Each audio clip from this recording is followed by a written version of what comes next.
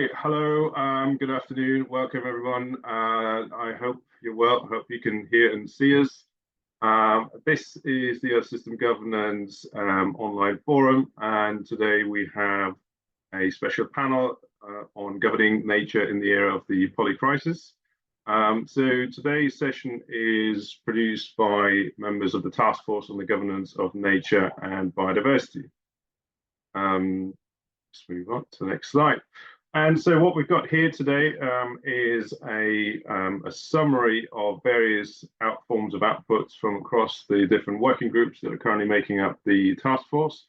As you will see, we'll have 4 presentations, and these presentations will go on for about 10 minutes. We'll give each about sort of 5 minutes of additional Q&A at the end, where we can sort of ask specific sort of targeted questions and clarifications. And then hopefully towards the end, there will be sort of about 15 minutes time as well for us all to have a bit of a wider panel discussion, certainly with the authors, but also at the same time, we're hoping to invite everyone else to ask us questions and, so get to know what the task force is all about and potentially consider joining us. So if you can't hear or see anyone, please let us know. But if you're happy, I'd like to sort of ask Stefan to kick us off, please, with the first presentation on the rights and values of nature in the era of the polycrisis.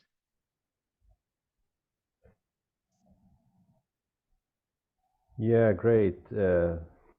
Welcome everyone from my side. Can you see my presentation already? Or my Not yet. Not yet. Yeah, something's happening. Yeah. You just need to, yeah, that works. Great. All over to you. I've been doing research about the rights of nature for almost a decade right now, and it's fascinating how this area of research and also area of political application was growing in the last time. So actually, rights of nature is said to be the fastest growing legal movement of our times. Numerous countries globally have granted subjective legal rights to various natural entities, such as rivers, mountains, glaciers, lagoons, and so on. I'm working on the topic from a philosophical perspective, coming from environmental ethics and political philosophy. So let me start with a short glimpse of that. Have you ever seen this painting? Who of you has seen this painting? What can you see here? Well, this is a Goya painting, Duel with Clubs, and it became famous in political philosophy a couple of years ago when Michel Serres, a French philosopher, identified two types of conflict in this picture. On the one hand, he says there is a subjective war between the combatants with the clubs, and the classical solution in political philosophy to solve this conflict is the social contract. So they make a contract and they found a state, and they have rights and obligations, and this is a way to tame the conflict. But Serres sees another conflict here. The combatants are dwelling on quicksand, and while they are competing with each other, they're sinking into the ground. And this is a metaphor for the various ecological crises that we have right now. And Serres famously said in the beginning of the 90s, well, we also have this neglected objective war, humanity as such, against nature, if you will. And what we need is a natural contract as well. We must make peace with each other to save the world, and with the world to save ourselves. So the social contract and the natural contract works together in the work of Michel Serres. Bruno Latour took up these kind of ideas, developed the Parliament of Things and others. So I like to see this as a metaphor for what is going on with the rights of nature. To dive shortly into the history of rights of nature, things became big, I would say, with the Constitution of Ecuador in 2008, where the famous Article 71 says nature, or Pachamama in this special case, where life is reproduced and exists, has the right to exist, persist, maintain, and regenerate its vital cycles, structure, functions, and its processes in evolution. This was the first time and still the only time that the rights of nature made it into a constitution of a modern national state. You can ask some questions here. So what actually is nature was one of the questions I was directing to this text. And I find with others a hybrid way to read it. Well, on the one hand, nature is something like an ecosystem, an assemblage of living and non-living things, and the claim that the ecosystem can reach a status of integrity, a form of balance, equilibrium that then is protected. This is the one reading. But of course, in the Constitution of Ecuador, we have the indigenous concept of Pachamama as well, which is very different from the scientific description of an ecosystem. To give a short answer here, both can be meant within the Constitution, although I'm tending to say, well, the ecosystem reading of Pachamama has a stronger evidence from the text and also from the history of the Constitution of Ecuador, because an NGO from San Francisco actually delivered the copy-paste paragraph of the rights of nature in Ecuador. But also the cosmological background is kind of contested in the Constitution of Ecuador. The concept of buen vivir that stands behind it has been appropriated by the government. It has been tied into an international discourse of post-development and so on. And there is, last but not least, also an indigenous reading of Summa Causae from indigenous pressure groups and scholars that argue in favor of these indigenous people, saying, well, it belongs here to the poorest and the people with less political capital, just to show some discourse parts that are related to the rights of nature. One other research site of mine is New Zealand. The Wanganui River in 2017 was also one of the first and most emblematic natural items that gained these rights of nature. The politician for the Maori people, Adrian Rurave, said, it's not that we've changed our worldview, but people are catching up to seeing things the way that we see them. Maori people don't think that the river is just a legal object or something that can be analyzed scientifically, but it's really an entity that is part of the political community. And they are saying the great river flows from the mountains to the sea. I am the river is me, is giving you a glimpse how the river is seen as a part of the social community, and therefore has a form of rights and a normative status on its own. To finish my presentation, I want to share with you a very exciting project, the Eco Jurisprudence Monitor, an initiative from legal scholars that is collecting and sharing and analyzing rights of nature projects all over the world. And here you can see the full map of the rights of nature initiatives. For a long time, we were arguing or questioning ourselves, well, rights of nature seems to be a global south phenomenon. In Europe, there is no such a thing like rights of nature. Do we need an indigenous background to argue for rights of nature? All these things are not true anymore. I would say it's a global phenomenon with a number of cases, and it's particularly interesting to see where they are actually located. It might surprise you, but North America, the United States, is the forerunner for the rights of nature.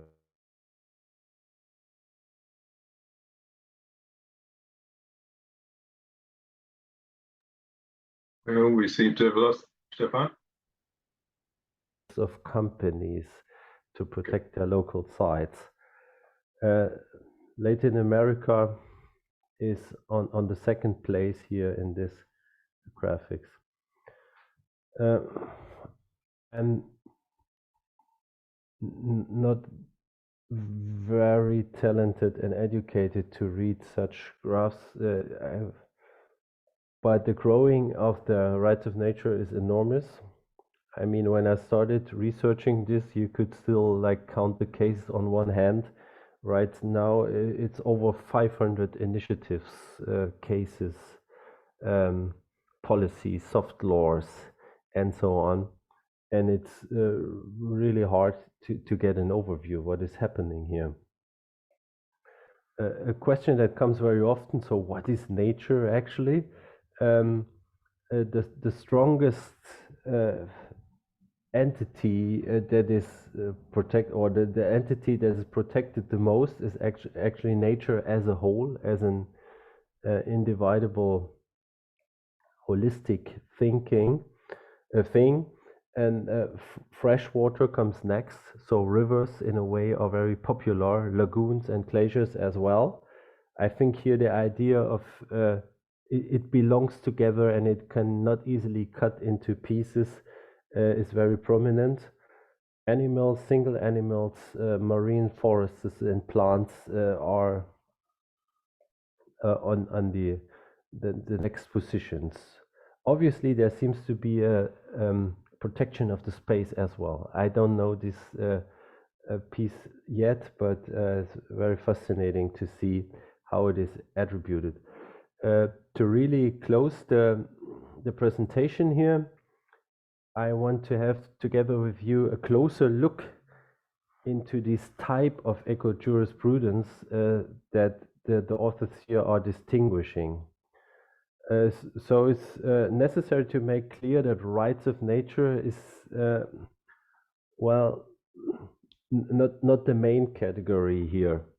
We have these individualistic rights-based approaches that can be termed rights of nature if any non-human element such as ecosystems, plants, species, animal species, or nature as a whole is protected.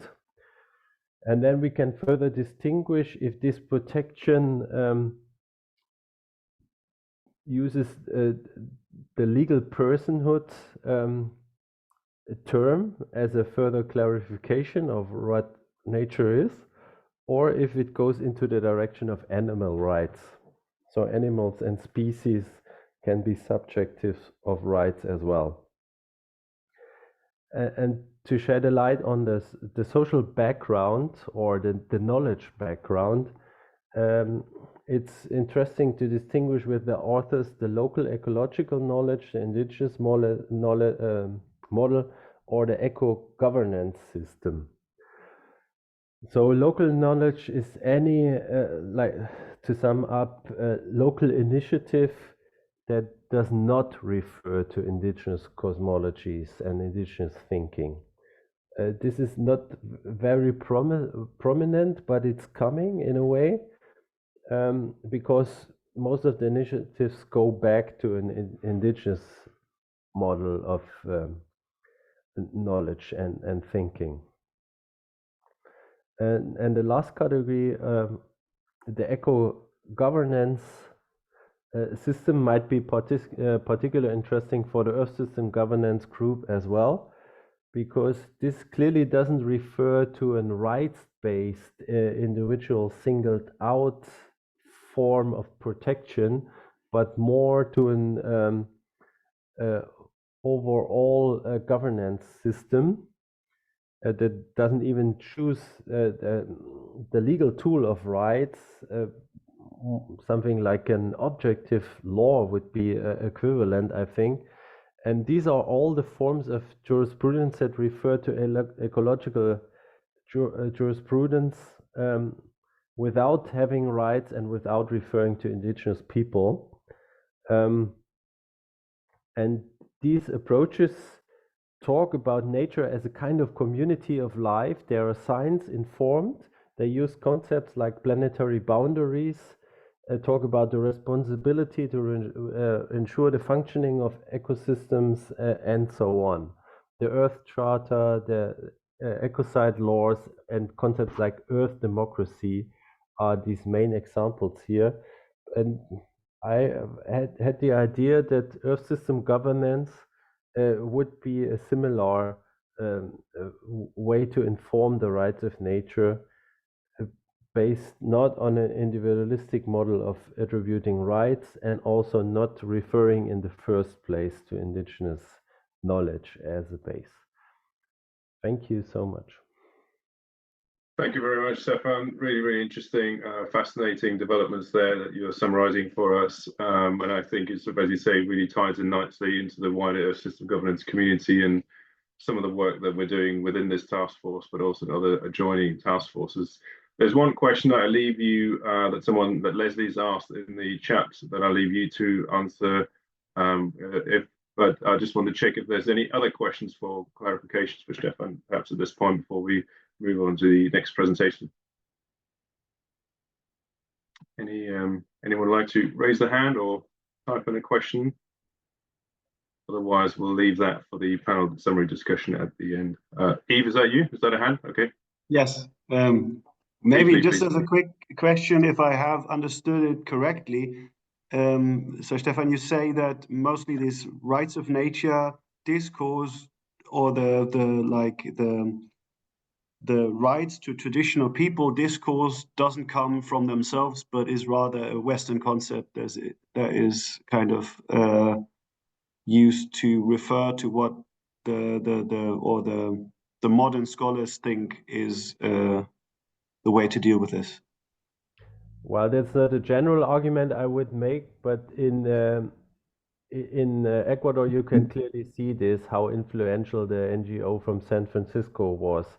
The way for the ecological jurisprudence people to solve the question is the indigenous model is in place if at least one of the participants here self-identifies as indigenous people. So, and going back to the slide, obviously, indigenous is the main source. Okay, thank you. Thank you, Stefan. Really interesting. Let's come back to that at the end if there's time. But in the interest of time, let's move on. So next up, we have Florian, please. Florian Rabitz, would you like to share your slides? Yes, thank you, Frederick. And yeah, so any questions to the authors, just feel free to post them into the chat box as well. Right. So thank you very much. So this is a paper that 8 of us are working on, all of us from the Biodiversity Task Force. And this is still very much work in progress. And so we would thus appreciate also your feedback and hopefully constructive comments. Right. So the starting point is that as we all know, we need innovation or even transformation in biodiversity governance to deal with the unfolding biodiversity crisis. We all know that existing or past governance approaches under the CBD and elsewhere have not been particularly successful at reversing all of the harmful trends that we can see developing. And what we're asking is whether at this present moment in time we are perhaps seeing a shift towards a hopefully transformative mode of biodiversity governance, because over the 2022 to 2024 period, we see a historically relatively exceptional clustering of broader political and institutional changes within the global governance architecture for biodiversity. And so we are asking in this paper whether this is in some sense a potential watershed moment for global biodiversity governance, or at the very least a certain window of opportunity.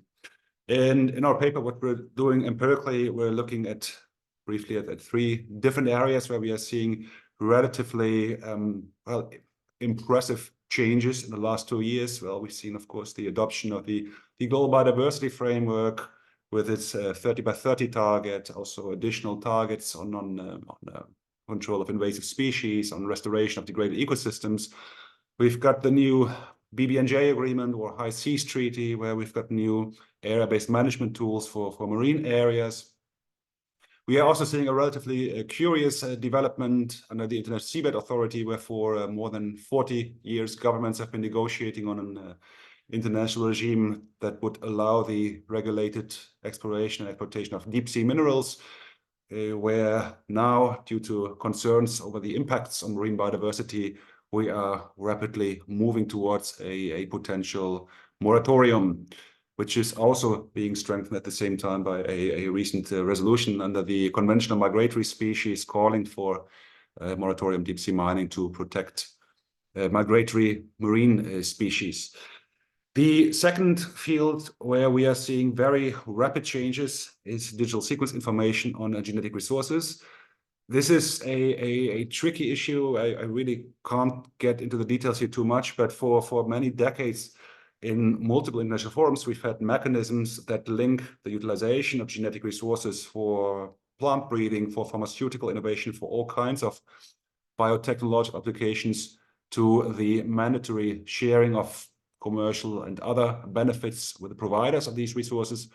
And over the past 15 to 20 years, this debate has shifted towards so-called digital sequence information, because a lot of the stuff that used to be done on physical genetic resources is now being done on digitalized genetic sequence data. And so the question is, well, how do you ensure that benefits are being shared? How do you ensure that benefit sharing flows get back into conservation and sustainable use? And this is also a field where in the past 2 years, we've seen quite momentous changes, considering that this is in principle a politically very divisive issue. So under the BBNJ agreement, we find the first, well, legally binding international mechanism for dealing with digital sequence information in the context of marine genetic resources. Under the CBD at COP15, the Conference of the Parties has adopted the outlines of a broader multilateral mechanism for benefit sharing from digital sequence information, and it's now up to the operational details to be put in place.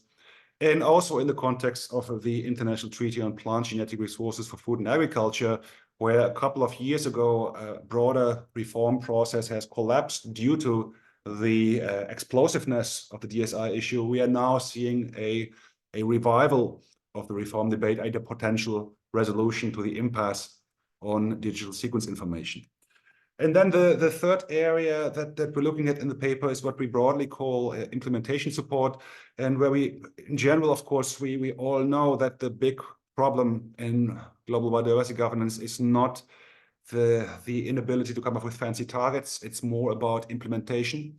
And so we're seeing a lot of proliferation in implementation support mechanisms. Again, under the Global Biodiversity Framework, we've got the negotiations on the indicator framework. We've got different kinds of ideas for capacity building. We've got, for the very first time, quantified targets for financial resource mobilization. Under BBNJ, we also have different types of new mechanisms, a clearinghouse mechanism, a new substar, also ideas on capacity building and technology transfer. And then outside of these agreements, we've got also various types of support mechanisms. And so for us, what we know from other issue areas is that in some cases, when you've got these multi-institutional global governance architectures, institutional complexes, it can happen that due to mostly exogenous shocks, we will find a very rapid political and institutional reorganization as the system shifts to a alternative equilibrium. And this is possibly what we are maybe with a lot of qualifiers observing in the case of the global biodiversity institutional complex. In terms of causal explanation, this is still something we're very much at the beginning with. But one line of inquiry that I would find very promising is that possibly it's really about synchronicity, that different pieces of the puzzle happen to be falling into place at the same time. And this creates a bit of a synergistic effect that might allow the system to move ahead towards a more transformative mode of global biodiversity governance. But of course, the big question is, well, is all of that, is there really something profound going on here? Or is the proliferation of political and institutional changes that we've seen over the past 2 years, is that just something that's going on the surface and that is just ultimately gonna fizzle out without having any further effect? And so for us, also in terms of wrapping up the paper, the big question is what's going to happen at COP16 in the biodiversity governance complex. Of course, the CBD is very much at the center, and a lot of the stuff that's happening in other forums is either in anticipation of or in response to what's happening under the CBD. And so the question is whether ultimately COP16 will be able to take the momentum that we've seen in the past 2 years forward, or whether in the end it's all gonna fall apart again. And so that ultimately depends on whether parties will be able to tie a larger comprehensive package deal. And so we plan to wrap this paper up relatively soon after COP16. So whether the message that's gonna come out of it is gonna be more optimistic or more pessimistic, that is still up for debate. Thank you very much. Good stuff. Thanks very much, Florian. Really interesting to see those developments and trends. And obviously, as you say, in the run-up to COP16, some big questions that are being raised, as well as, I guess, for colleagues looking at other issues, climate change and other environmental and scientific challenges, what that means from a governance implications, and whether you have to rely on things, the stars aligning, or whether there's sort of broader lessons to be learned from achieving governance synchronicity. Are there any questions? So I see there's some questions in the chat box from Leslie around the recording and thinking past 2030. I can't see any hands up. Maybe, Florian, do you want to briefly respond to Leslie's questions? We need to be thinking past 2030 for CBD and to advocate and agitate now for the goals beyond that. Although it's not much of a question, but yeah, are you thinking beyond 2030 at this point for this work or the implications? Yeah. So of course, I mean, the targets of the GBF are for 2030, and that is relatively soon. So that also means if COP16 doesn't deliver, then there are not a lot of opportunities left for correcting the course, right? So of course, these are problems that need long-term planning, long-term implementation. But time always keeps running out for some reason, unfortunately. Yeah, thank you. Any other observations or questions for clarification on this paper? Feel free to raise your hand so I can see you and on you, or otherwise, please feel free to use the chat box. Can't see any at the moment. So what we'll do is we'll just carry on with the presentation so that we can sort of come back to all the different topics at the end in some form. So with that, over to Matilda, please. Great, thank you very much. I'll just share my screen.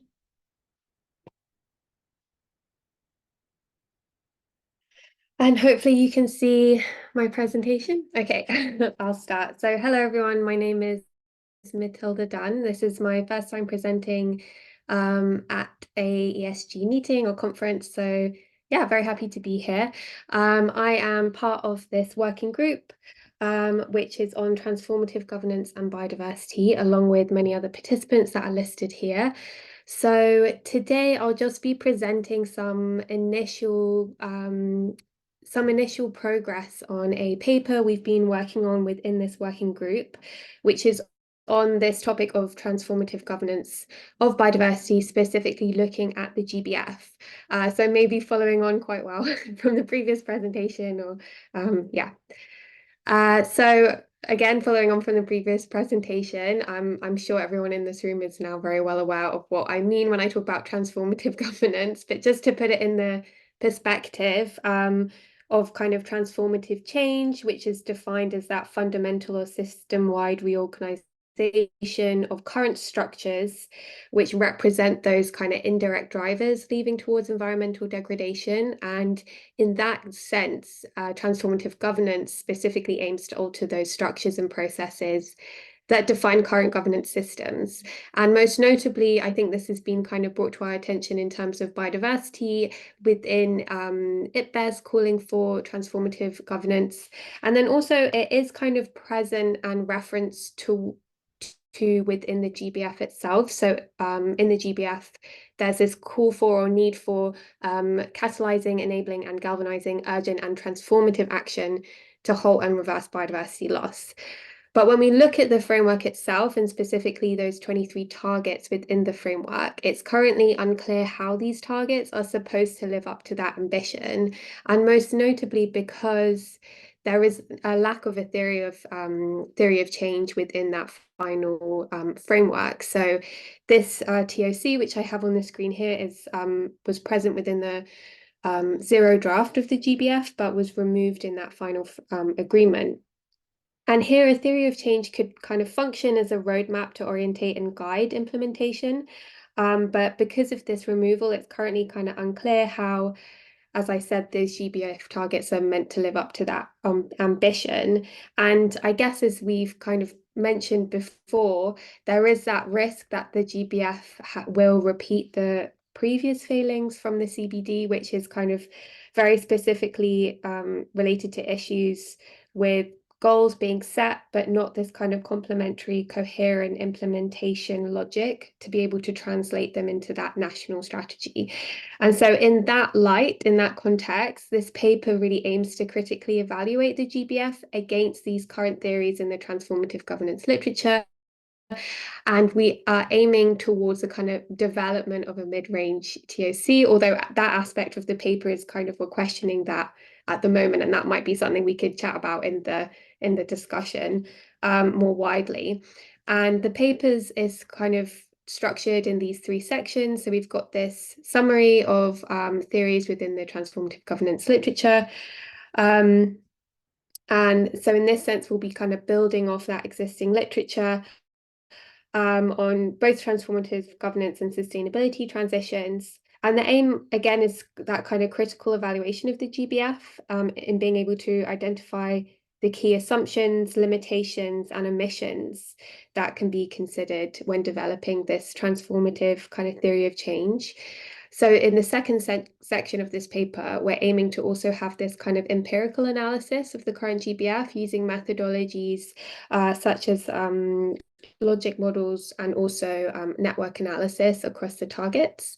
And then the third section of the paper is that critical evaluation. And in terms of progress, this is a very arbitrary measure of where we're at, but I just wanted to kind of highlight that while I think the participants of this working group were kind of working towards and making progress on these first two sections, that critical evaluation is something we're still yet to kind of delve into a lot. So as I mentioned, this is kind of early stages, but with that in mind, we did want to provide a little bit of a window into what we've been working on and what we've been looking at. So specifically, we just wanted to present some of these initial empirical results, which are from the network analysis of the targets of the GBF. So there are 23 targets within the framework in total, and those that have read the framework might know that these are kind of divided into three key sections. So these are color-coded within the network and the table next to it. So the purple targets are the targets representing tools and solutions for implementation and mainstreaming. The green colored targets are the targets representing those meeting people's needs through sustainable use and benefit sharing. And then those orange targets are those in the section relating to reducing threats to biodiversity. And so within this kind of central figure, this is the network that we developed, and we were able to extract these kind of links between the targets. So those are the arrows between the targets from the CBD website itself. So the CBD Secretariat has kind of already outlined how they believe each of these targets support the delivery of another target. So we were just able to extract this relational information and kind of develop it into this network, which I think shows that this kind of implicit structure already exists within achieving this kind of whole framework, and shows the kind of holistic nature of this framework as well. And just to kind of really explain what these arrows mean, I've got this little diagram in the corner here. So we've got, for an example, target A. There's an arrow showing from target A to target B. So that is showing that target A supports the delivery of target B. And in this sense, we could say that target A is fundamental to the delivery of target B, and that target B is dependent on the delivery of target A. I hope that makes sense. I know it's a bit confusing, but really what we just wanted to show was that there are some targets within this framework which are more fundamental, and some which are more kind of dependent than others, and that is shown within the table on the right hand side there. And what we've been able to do for this table is just kind of order those targets from kind of most fundamental. So we're cited as supporting the most number of additional targets, and the most dependent. So we're cited as needing the achievement of many other targets to be achieved themselves. And so some kind of key, I guess, like analysis or trends that we can see is that those targets within the tools and solutions for implementation, specifically target 21 on ensuring knowledge availability, target 20 on strengthening capacity, and target 22 on participation in decision making, are really fundamental for being able to achieve some of those other targets in terms of reducing threats to biodiversity, like target 3, conserving 30% of land and waters. And when we think about this in relation to this transformative governance theory, you could talk about these targets in terms of potentially being leverage points. And that's the kind of area that we're now looking into in terms of the evaluation of this empirical results in terms of the transformative governance literature.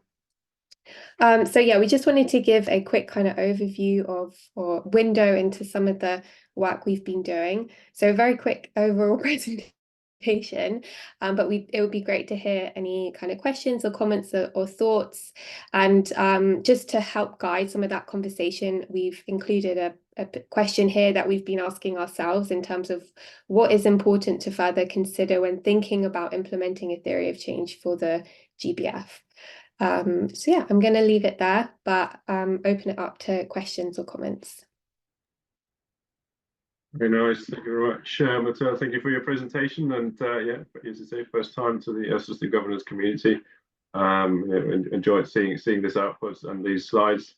Are there any sort of specific questions? I know that Yves just asked me in the chat form about the assessment of the targets themselves, and maybe you can just explain again how you sort of establish the linkages between those targets. On what basis did you sort of identify that sort of this network?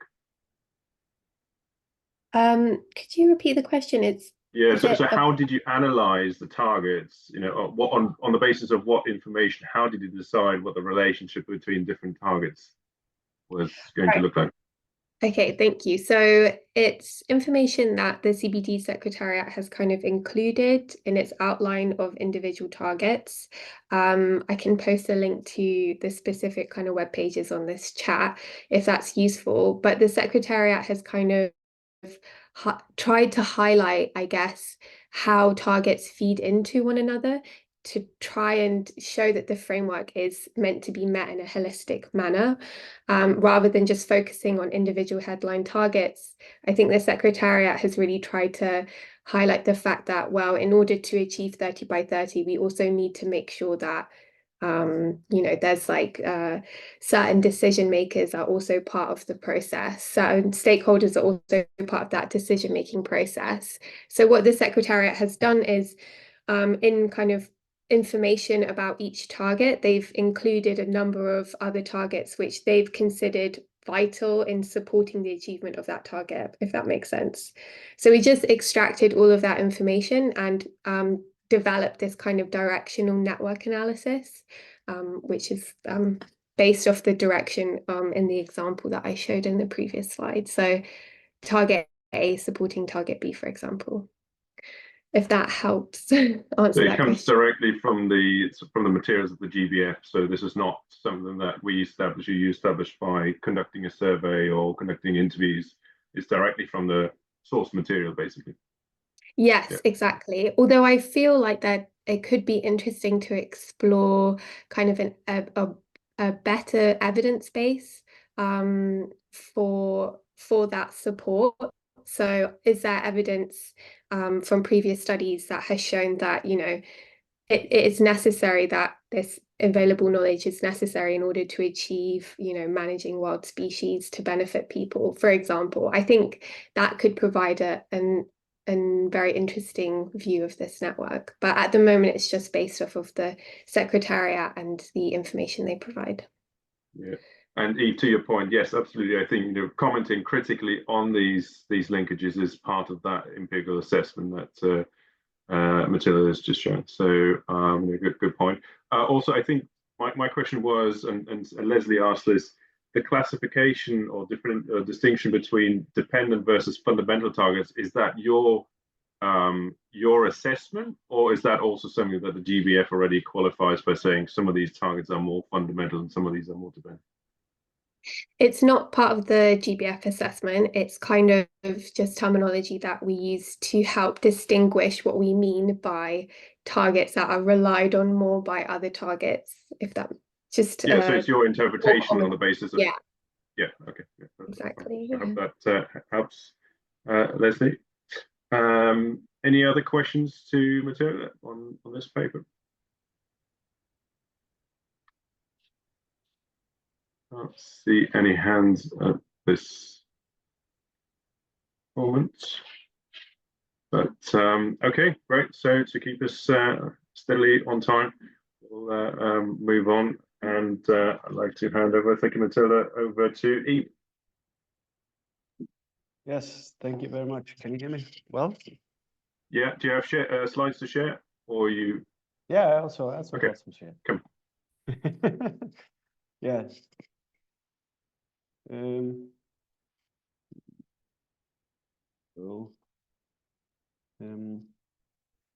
see my screen?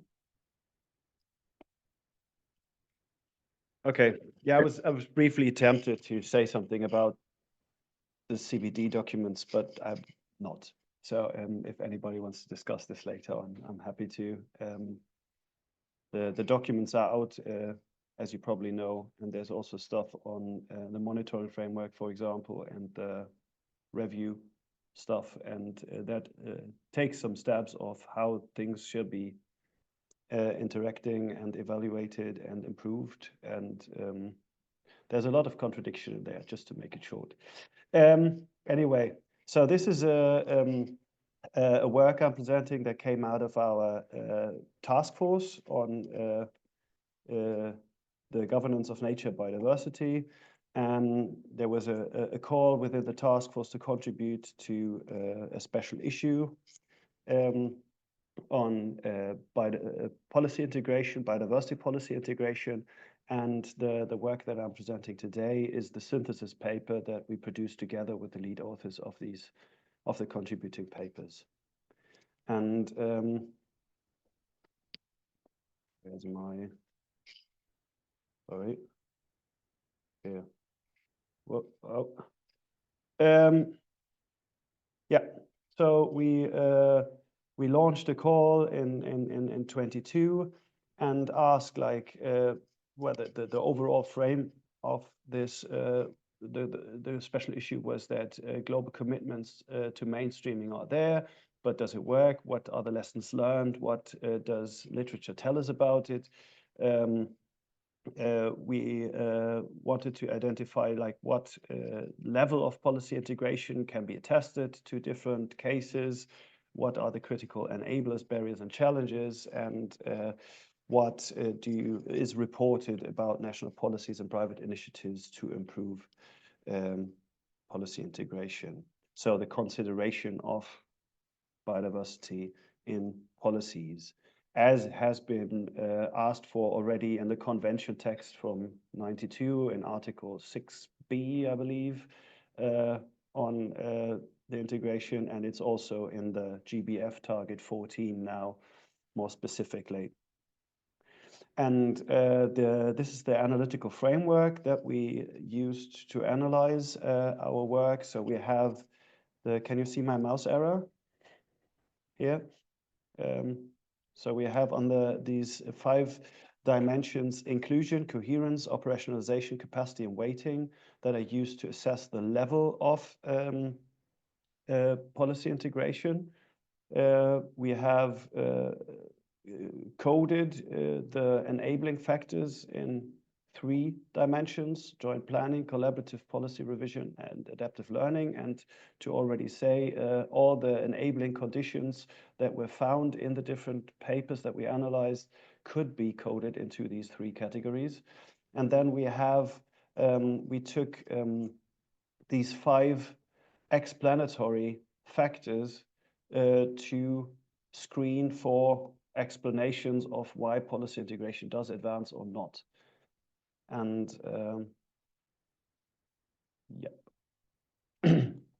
And that was based on these publications that you see on the right-hand side. We had a search term for biodiversity and policy integration in the title to really screen for the papers that explicitly talk about policy integration, which obviously also to acknowledge that from the very beginning, ignores a lot of relevant literature that might be relevant to this debate, but just simply uses different terminology. But we wanted to be quite focused in this approach, plus the special issue contributions. And we came up with 44 articles that reported about 47 case studies that were all coded individually in an Excel sheet like this, using the 3 types of criteria: BPI criteria, enabling conditions, and explanatory factors.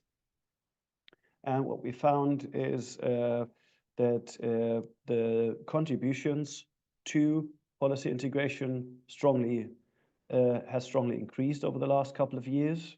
So you can see how there was basically nothing on biodiversity policy integration before 2010, and then it's constantly increasing.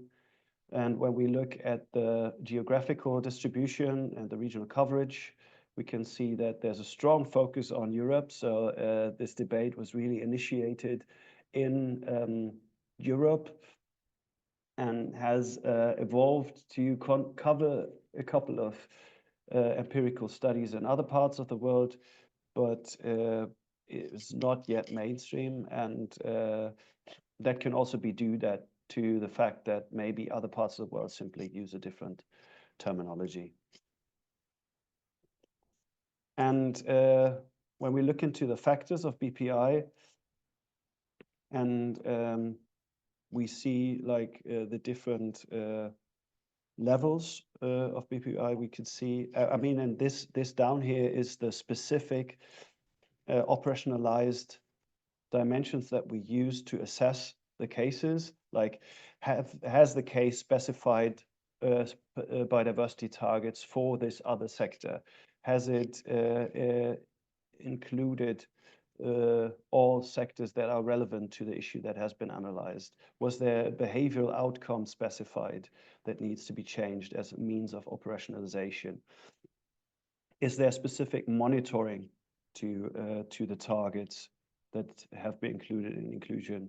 And is that coherent with other targets of these policies? Capacity, is there financial and human and as well as social capital dedicated to the implementation? And what weight does it have? And we approximated this with the financial allocation to biodiversity policies versus possibly opposing policies. Yeah, and well, then the analysis is really exemplar, like uses the examples and insights from specific cases. I'm just picking out one case which came from a contribution to the special issue. So when we look at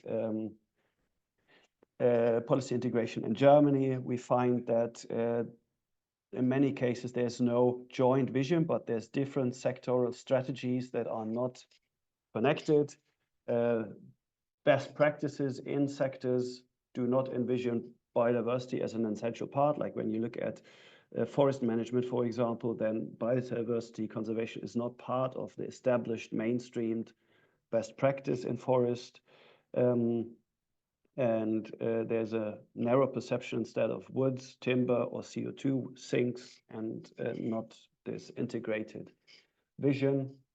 And there might be a need for result-based measures to assess performances in these different areas. There's incoherent incentives. I'm just going quickly across this. It might be intuitive.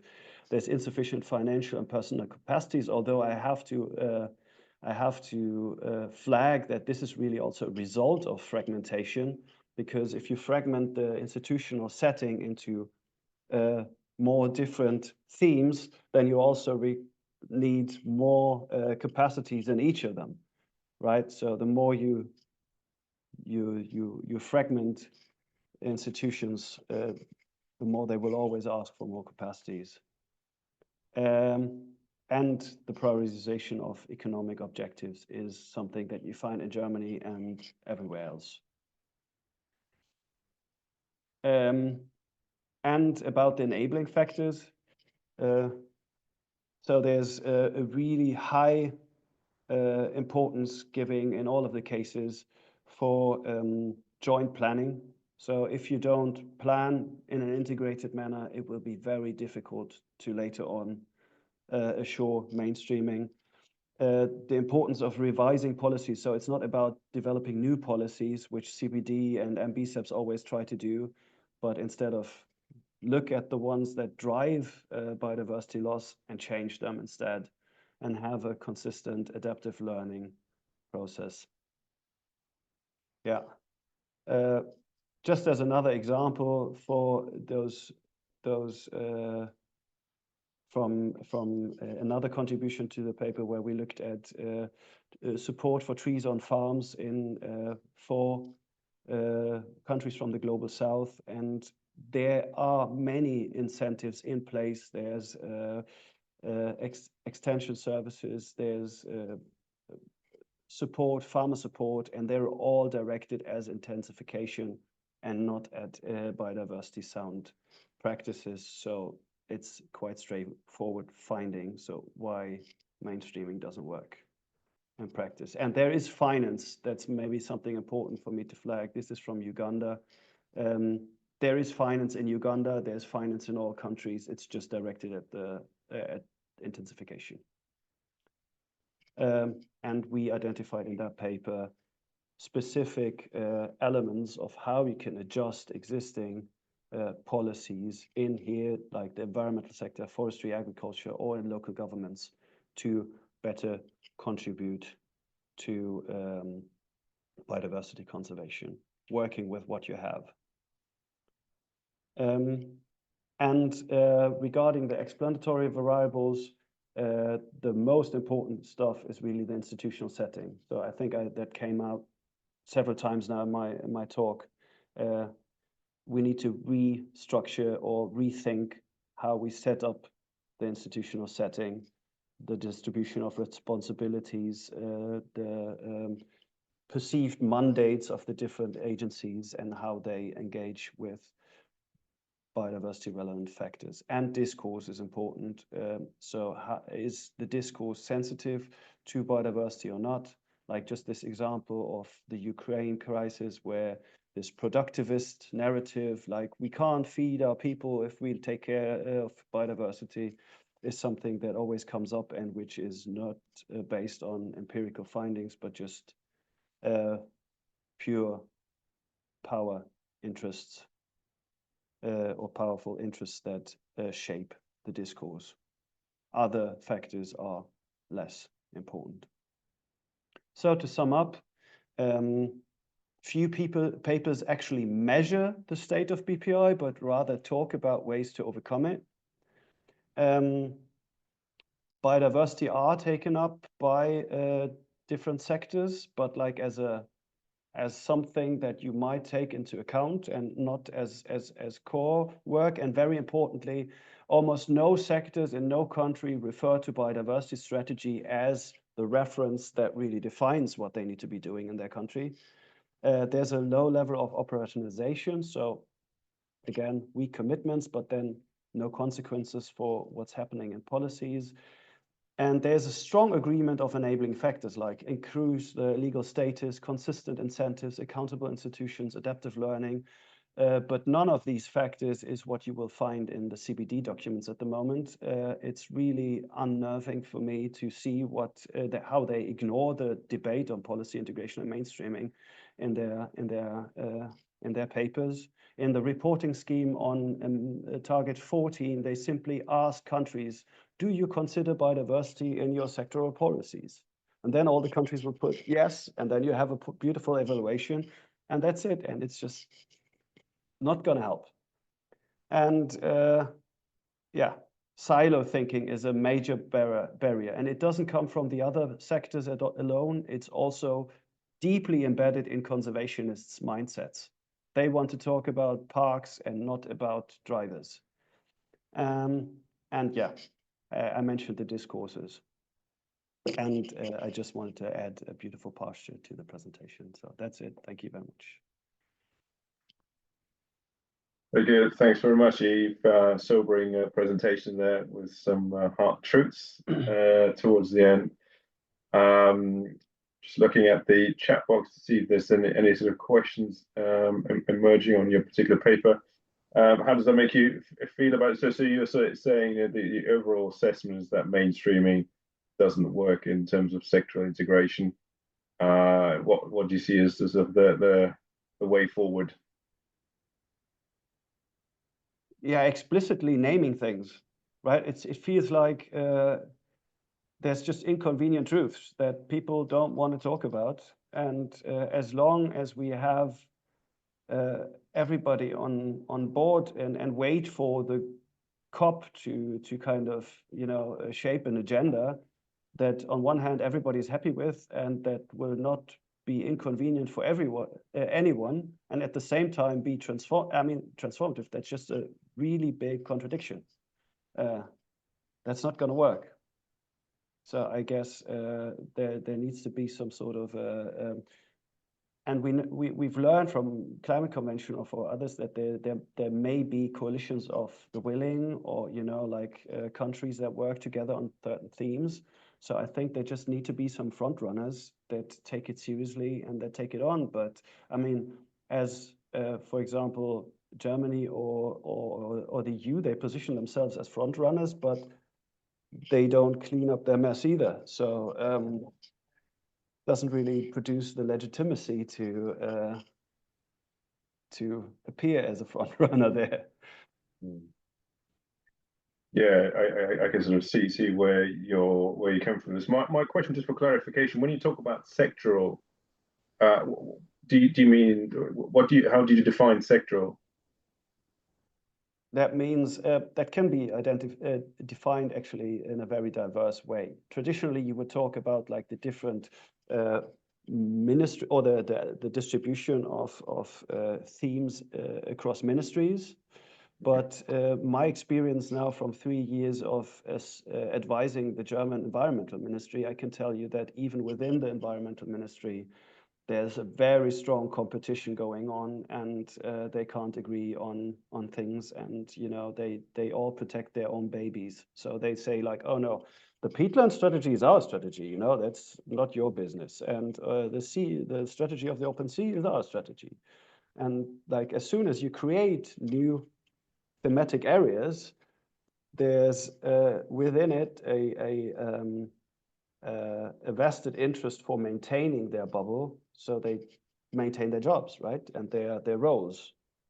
Like, I think many people would agree that it makes way more sense to have one sustainability convention instead of fragmented climate change, biodiversity, and everything. But I think there's no way that the people themselves would agree to overcome that. And I think even, that's an interesting interaction between the natural system and the human social systems here, and the way we institutionalize policies, practices, and responses to them. And I think your point was building silos always seems easier, the reductionist approach, than a sort of more holistic, coherent, integrative view of the challenges that we face.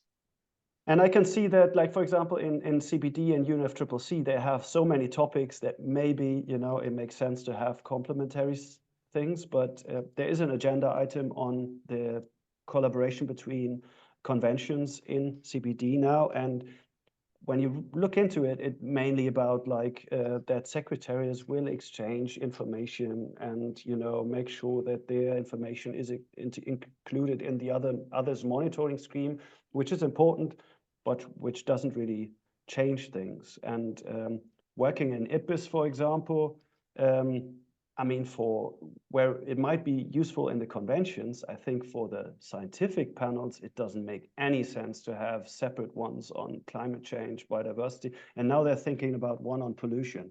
Just because pollution is important means they need their own panel. Yeah, and then because that always creates then different silos within the countries that respond to those things. And you need so much resources to cover all of these responsibilities. Issues. Yeah. Well, I think that sounds like a paper in its own right, the sort of diversification of policy responsibility almost across the planetary boundaries. You just tick them all off in turn. Phosphorus, nitrogen cycles have their own panels, and so on and so forth. Just a quick comment here from Leslie. They can't raise their hands or speak, so they say, I believe that mainstreaming is up to everyone to engage with, of people in all spheres to mainstream biodiversity, starting with education and general connection to biodiversity. We are part of, not apart from biodiversity. So that's sort of a general comment, reflecting our general, I guess, human nature and the connection to biodiversity. So that isn't just a policy response that's required. It has to really, cover and embrace different aspects of life, human life, and sort of our activities. So yeah, I couldn't agree.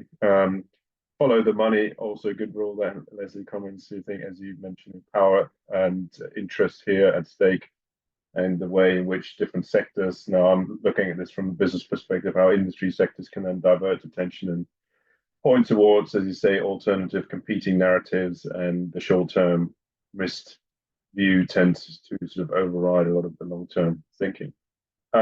Great comments there, great reflections. Don't worry, Leslie, thanks for joining in. We'll sort of wrap up. We have one more presentation to go, and then we can sort of really open us up to all. So I'd like to say thanks to Yves and hand over to Simon, please. Thank you very much, Fred. I'll share my screen. Can you see it? Yeah. Thanks. Thank you, Fred, for putting this panel together, and all the presenters for your presentation and insights you're sharing. These are all very promising projects. I've been working with a group of colleagues for the last year on the history of the CBD, and we ended up focusing on institutional change within the CBD. And some of the main aims of the study that we developed over time are first, to provide an original account of institutional change in the context of the CBD. And hopefully these learning will also be useful for the broader ESG community as well. Some of the research questions we're looking at, and our period of interest is 1992 to present. So what are the main institutional change that took place and shaped the CBD over time? And the second level, why is the institutional change taking place, which is bringing us to question different explanations for institutional change. And of course, what are the implications for the CBD and the broader learnings for ESG? And some of our first insights include the combination of endogenous and exogenous factors as explaining institutional change within the CBD, and also combining an attention to the processes that foster change, but also the processes that reinforce inertia. And we're finding across different sectors that institutional change is taking place at different pace. And also, as we've seen in the previous decades, it's also taking place at specific temporal focal points where some broad package deals are being adopted. So our attention is both on the process of change over time and the factors that help explain change in the different sectors of the CBD. One very insightful article that Florian brought to my attention recently looks at both the sources of change in institutional change as exogenous and endogenous, and also at the short and long-term horizon, which allows to provide a typology of different factors and processes that explains institutional change. And thinking about this perspective also sheds lights on the factors explaining change, but also the factors that reinforce inertia over time. And we're trying to bring such insights into 4 different cases of the CBD, which are, some of them are the pillars itself, which include conservation, biosafety, benefit sharing, and sustainable use. We're not sure if we'll keep 4 cases or bring it down to 3, so we have the opportunity to be more fine-grained and more precise in our insights. But these, at the same time, provide a variety of account of institutional change within specific sectors of the CBD. And we're able to look at the history of the CBD and identify some milestones in these 4 sub-areas where some milestones were achieved and that led to institutional change, either for the CBD as a whole or for the specific sector itself. And over time, we've been observing both path dependencies in some cases and punctuated equilibrium, as Florian rightly pointed out. And the causes of these, either path dependency or punctuated equilibrium, are both endogenous and exogenous factors, leading to gradual and sudden change over time.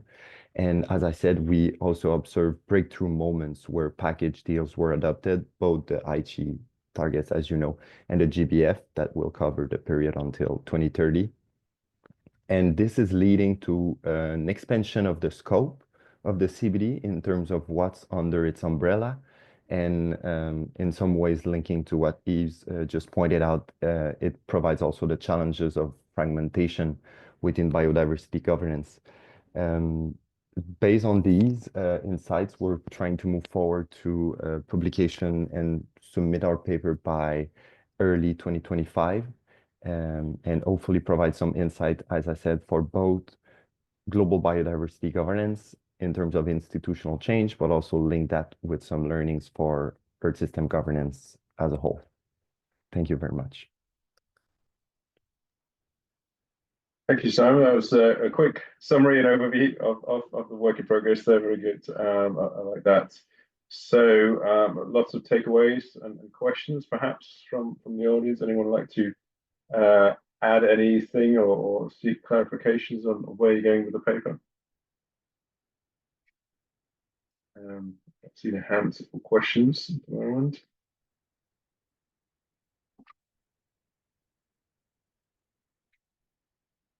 I see Leslie is very busy commenting. I don't know if I assume everyone else can see that. Their comments are mostly related to the sort of general approaches that we take in the role of policy, I guess, and what role that can play versus other sectors, the private sector, but also obviously the public sector more generally, civil society, and so on. Bernd is asking, did you also look at change in the CBD Secretariat as part of institutional change?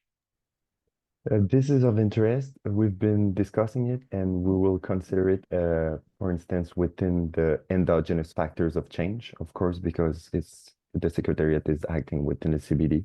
And connecting to Leslie's point and also Yves' insights, we're also wondering if the institutional change taking place has some parallel connections with other areas of Earth system governance. And since the hope is not only to explain institutional change within the CBD, but also offer some insights into how can the CBD be, let's say, enhance or improve so that it does achieve the targets and goals it sets for itself.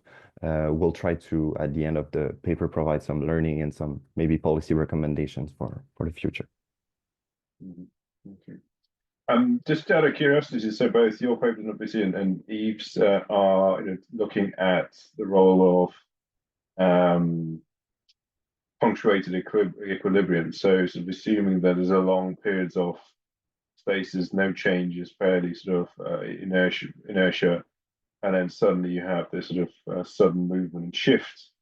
Is what is sort of the fundamental assumption here about how policy works or how it advances, and why is it that you have to have this occasional burst of activity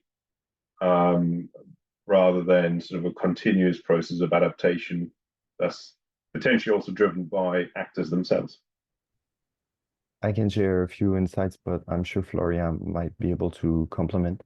But of course, as you all know, the calendar of negotiation itself shapes what is possible in terms of outcomes. And even though the build-up between those years is important and do lead to some gradual change, most of the consensus and ability to agree on some consensus and package deals is made at certain point in time, which brings our attention to either temporal focal points. And as you know, just the negotiations that led to the GBF was itself a long build-up in the making. But other exogenous factors are also at play, of course, even the political economy, the conditions that foster or not such type of agreements are important. And we also want to bear in mind that even though we observe some significant change over time, there's some important factors that play towards the inertia of the system. There's some actors that do not want to see profound transformative change within biodiversity governance, and we need to account for these factors even when we're looking at change, because these are factors of inertia themselves. Yeah. Okay. Florian, yeah, you want to respond to that? Yes, thank you. And so since I'm on both papers, my understanding is that both papers deal with very different types of institutional change. So the punctuated equilibrium paper, of course, looking at more of a critical juncture perspective where you've got short-term bursts of very rapid change. And in the case of the paper that Simon is leading, we're just looking not really at the governance architecture, but at the CBD as such, and looking at more incremental types of gradual change that play out over longer periods of time. And in some way, it also goes back to what Yves was talking about. I mean, one important aspect about the CBD is that gradually over the past decades, we are seeing a rather massive expansion in its scope. I mean, all of the stuff, I mean, a lot of the stuff that we're dealing with under the CBD nowadays was not there 20, 30 years ago, and possibly couldn't even have been predicted. If you think of stuff like DSI, Zinngrebe, different types of risk assessment, all of that, liability and redress. And so there is a massive expansion in the scope of the CBD. And partially that's also why I think that siloification is perhaps not only disadvantageous, there are limits to the extent to which you can integrate, because the CBD is already suffering from a massive agenda overload. And it is at the point where it's not really manageable anymore, especially if the COP is only taking place every 2 years. Thanks, Florian. There's a question from Rizal. Why is institutional change taking place? How did you analyze it? Well, for now, it's still a work in progress, but let's say the table I shared does give a good idea, looking at both changes that take place within the CBD itself. The Secretariat is a good example, but also exogenous factors. So these are first the main causes of change we're looking at, which encompass in themselves, let's say, subcategories of explanatory factors. But we're as I said, also looking at the pace and the timing of change over time. So it's both exogenous and endogenous, and the temporality of change that is of interest to us.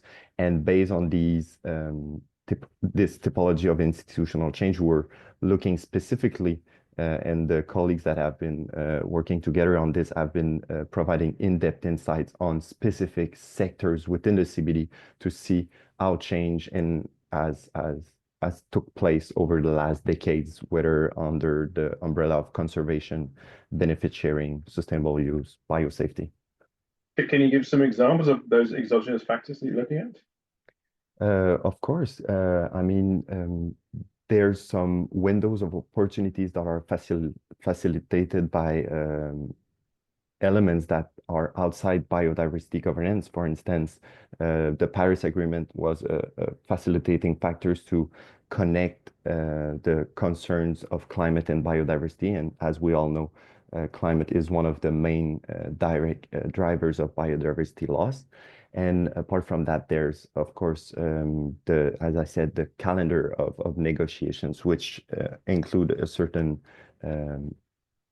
procedures for change to take place, even though the momentum was great around the 2015, the Aichi targets were already in place. So there were no broad negotiations under the CBD for a new agenda, whereas the deadline of the CBD itself led to a new negotiation.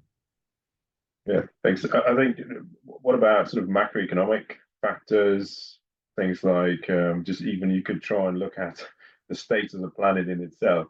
Obviously, that would be geographically punctuated. If you're going through a very particular period of drought or periods of flooding, that might sort of highlight, I guess, put things more on the top of the agenda than it was at other times. But I'd be interested in sort of wider factors outside of sort of the political domain potentially as well. Yeah, these are great insights. I'll take them in note, and we'll try to discuss that with colleagues. Thanks. Sure. Okay, great. So 5 great presentations. Thank you all to the presenters. I know that Stefan unfortunately had to leave to attend important family business. But yeah, I just really wanted to open this up more broadly also for our panelists to reflect on obviously the theme of this online forum. We're concerned with biodiversity loss, yet we're sort of facing the polycrisis, if that's a term that gets people excited. I'm not sure whether it makes it more depressing, but obviously there's lots of other issues at stake here as well. So just wondered if you can sort of maybe in turn have a quick sort of go at trying to reflect on what are your sort of insights from what you're studying here specifically on the biodiversity side, and when you try to relate and reflect on the bigger picture of other issues, be they environmental but also social issues and challenges. Anyone want to have a go at this? Does it make you feel like, well, we're just looking at an isolated issue, or is this just part of a wider pattern? I could go very briefly. Yeah, sure, Simon. Thank you. Well, as I said, the insights provided by the case of the CBD in terms of institutional change might be relevant for other cases in environmental governance. And that's, let's say, our paper's contribution. And one reflection I had, and I think Yves could provide more light onto this, is that it's unfortunate to see that policy integration is not at its full potential, even within biodiversity, since we also need policy integration across sectors beyond biodiversity to include not only ecological issues, but also social issues. So hopefully one day we'll be able to reach a point where policy integration is taking place across socio-ecological systems. And this would be beneficial for many reasons, but also cost benefit. It would be also beneficial, I believe.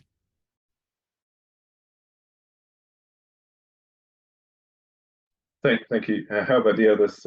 Yves, Simon, Matilda, any thoughts on the bigger picture on the polycrisis? What are the lessons so far, if any? Yves? Well,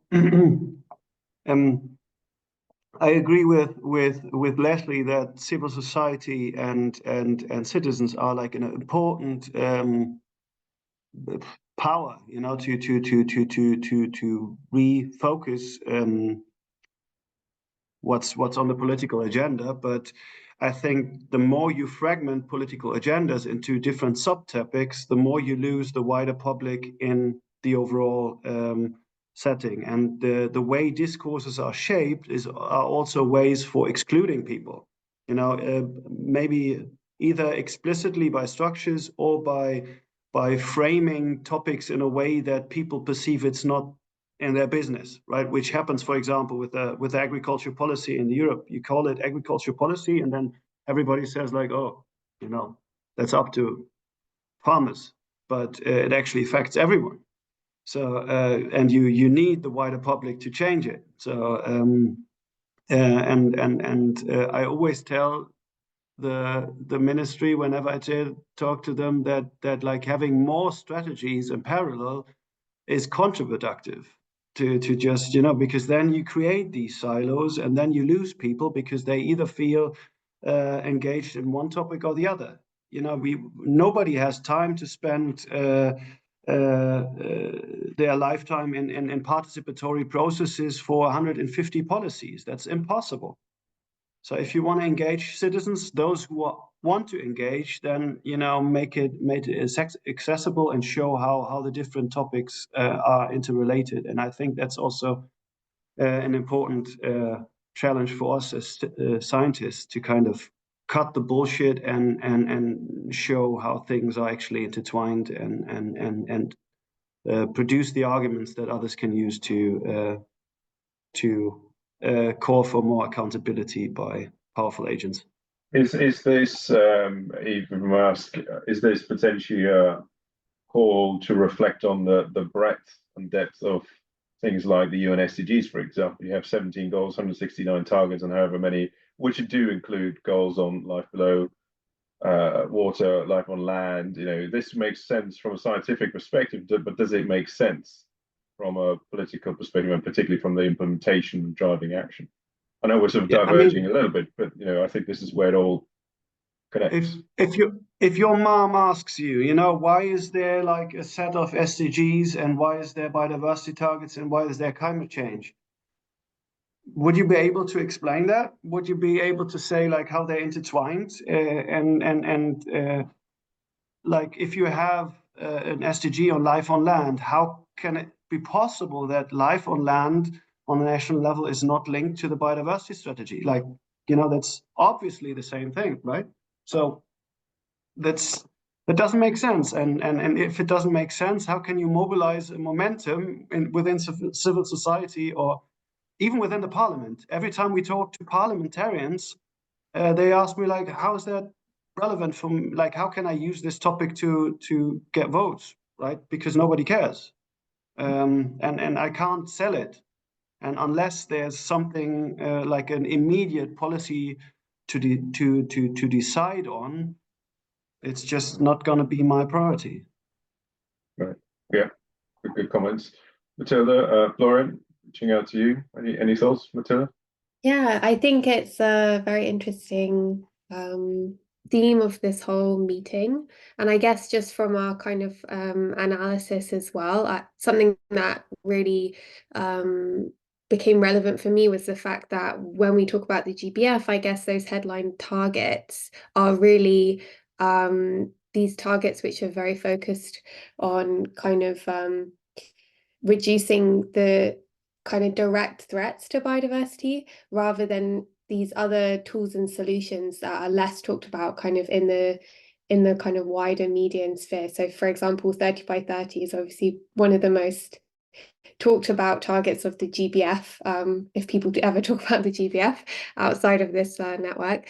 But from the analysis, we saw that, you know, these other targets like ensuring there's available and accessible knowledge to guide biodiversity action, it's so fundamental to all of those other targets that's being recognized by the Secretariat itself, but it's just far less talked about. And actually that target in itself could be relevant to other aspects of this polycrisis. So yeah, I think from just building off what Yves was saying, it's about not just talking about the relevance of these kind of direct targets, but the relevance of these kind of broader fundamental targets as well, which can help to set up the stage for achieving some of these other goals beyond just the GBF, I guess.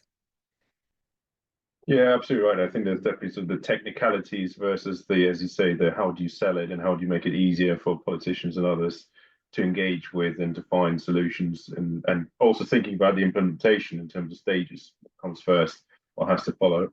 There's a question here from where's it gone? Sorry. There was a question regarding target setting, or maybe you've responded to that. Yves, did you just respond? Yes. So the last question was on, does the GBF lack the equivalent of the 1.5 degree target that we have in climate governance, or is the 30-30, is that the equivalent? Yves' comment, as you can see, says, I'm not sure that's necessarily helpful.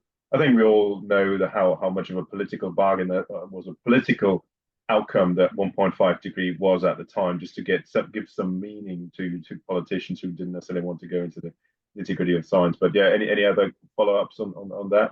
Do we need a different, something similar, or is that misleading? The convention wants that, or I can see that coming out. Like they, for example, the EU was lobbying for having only one headlight indicator for each of the targets.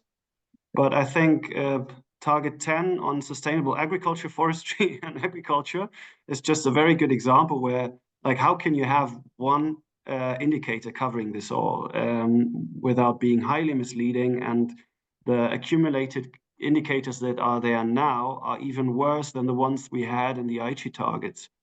From my perspective, it's like for forestry, it's simply the surface of certified forest. And certified forest is really a proxy. You know how diverse the certification schemes are according to even within FSC.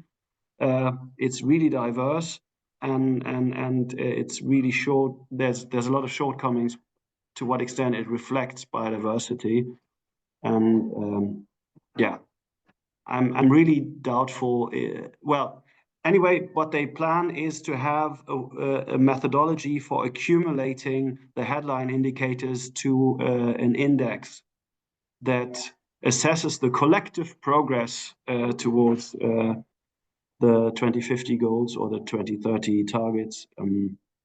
Yeah, but I'm not sure if that's helpful, because then you balance, like maybe you have a lot of capacity building going on, then the capacity building target becomes green and overpowers other things, and yeah, it doesn't solve the problem. Sorry for taking so much. No, that's fine. Thanks, Yves. Watch this space, I would say, so there may be some work behind the scenes. I'm conscious of the time. Thank you very much to all panelists for your presentations, and to all our attendees for the session. I hope if you're not already members of the task force, it might have whetted your appetite to getting involved. You can see the link here for our task force shown on the slide, hopefully. You can also reach out to myself and the other co-organisers or co-conveners of the task force with any questions, suggestions, things you'd like to be done, things you'd like to see us doing. We do aim to have another meeting for the task force as a whole before the end of the year. Ian and I are thinking about planning this, so do watch this space. We're happy to add you to our mailing list as well. And first and foremost, please do get in touch with any suggestions and ideas. But thank you to all the presenters. Best of luck with the papers. I hope you enjoyed the session, and hope you enjoy the rest of this online forum. So have a great rest of the day, wherever you are. Thank you very much, Fred, for moderating it. Thank you. Thank you. Thank you, everyone.